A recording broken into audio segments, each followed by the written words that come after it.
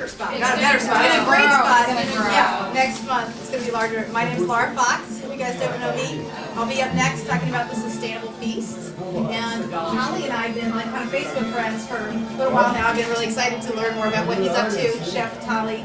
And he's got a book called Raw Naked Food. And he's got a lot of superhero powers, so I'm really excited to hear more. Welcome and thanks for being here. Thank you very much, Laura. I appreciate it. All right. So, thank you again for showing up. I appreciate it. And thank you so much for sharing the Ormus with me. Yeah. This stuff is amazing. I feel like I'm going to give you a lot of information that's going to be really good. So, about me, I wrote a book called Raw Naked Food, Eating for Health, Beauty, and Play.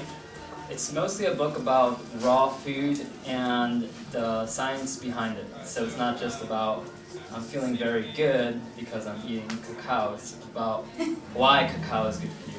I researched 20 different articles on it, and just on cacao. In the whole book, I researched like about 1,000 articles, and it's available online, rawnakedfood.com.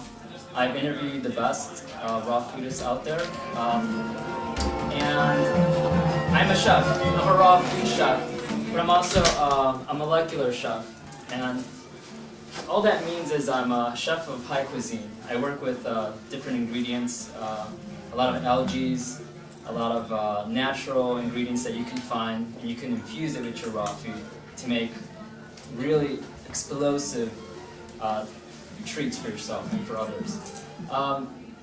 Like Chef, Beloved, he knows about what I do, and we're gonna have a chef face-off probably next week. We were both. On a side note, I think we were both contenders in that MasterChef show, and I did get called back, and I probably will be on the show. So, anyways, that's gonna be really cool. Look forward to that. Actually, Chef on. Chef on. Let's do it. It's on. Not that hard. So, my area of specialty is definitely combining more of the herbal plants to raw cuisine. I'm known more for my open use of ayahuasca and other entheogens. I've interviewed people like Daniel Pinchback, author of 2012, The Return of Quetzalcoatl, and Dr. Raw Food Bazaar, and all these other really amazing, influential thinkers and travelers of our time.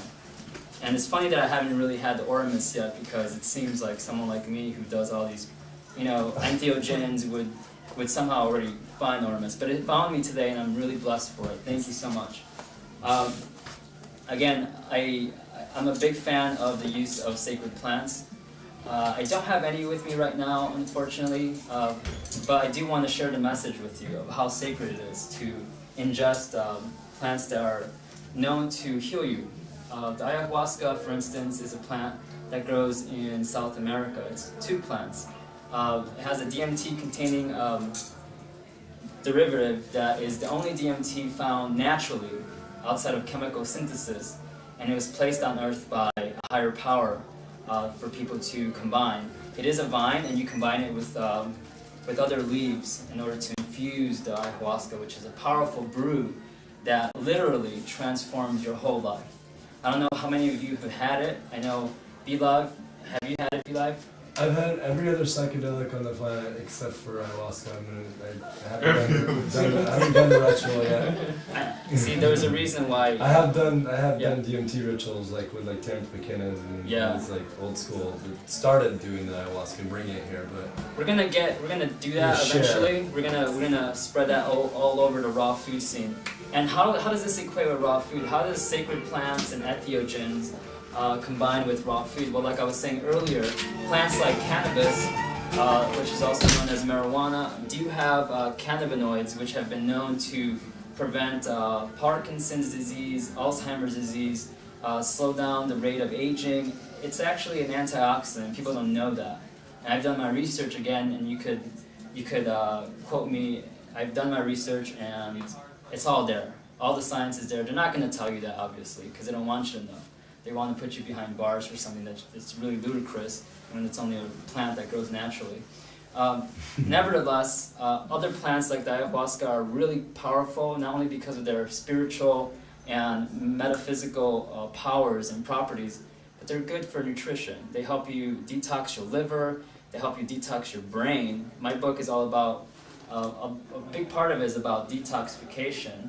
Not only the gallbladder and liver flush that I have in my book, but also about the brain detox, because you do gotta detox your brain somehow.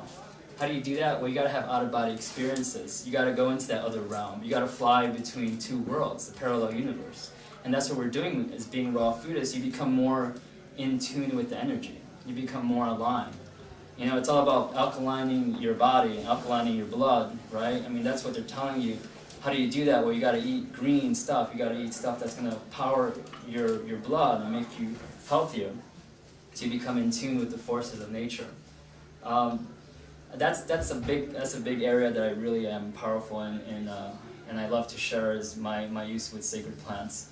But I'm also known as a chef, and unfortunately, most of the cuisine that I make is not raw, but some of it is. I'm going to talk to you about the middle ground, the stuff that is raw in evolution. The new raw cuisine that's gonna happen is gonna be using obviously the finest raw local ingredients that you can produce. In my book, I talk about veganic farming, which is similar to what you heard over here, using the ormus and the rock dust to produce amazing growth in your plants.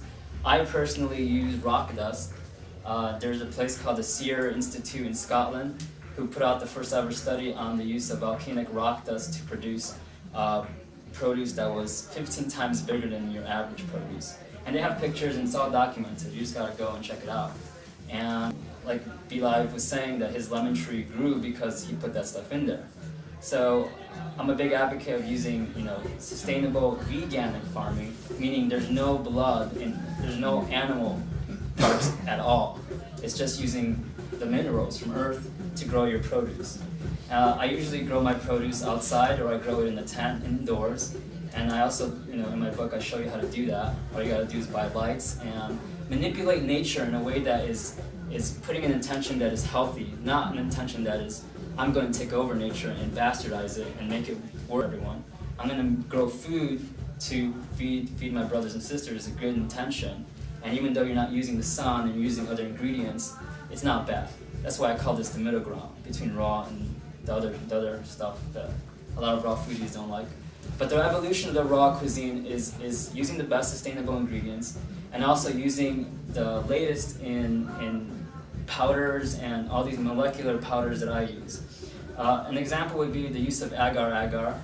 It's an algae that grows naturally. It's used as a jellifier. It jellifies the food. So when you mix it with something like mango puree and you leave it out, you're gonna have gelatin. And it's not gelatin that's derived from the animals, from their intestines. It's actually from nature. I use something called sodium alginate. The alginates are interesting because the alginates, they jellify in the presence of calcium ions.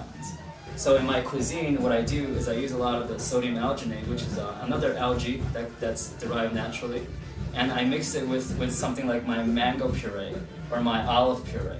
And I make these little spheres because I dip them into a bath of calcium chloride, which is also natural calcium salt.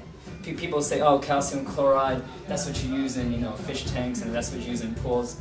No, it's actually a mineral that's derived from earth. It's a calcium salt. And your body is more than happy to enjoy it. It actually needs calcium. And I make a lot of explosive cuisine like that. I use a lot of ingredients like xanthan gum, which is a yeast that's grown from vegetables.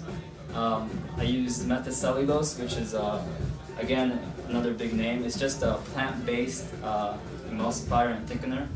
I use all these powders, and that's the second part of my raw cuisine, that's evolution. The third part is the actual hardware that I use. I'm known to use whippers. I use a gourmet whip. I have a whole closet full of N2O, which is nitrous oxide, that I usually just pop one into my gourmet whip, and I have raw cream. I can make raw cream. I can make raw anything, you name it. Raw slushy. I love to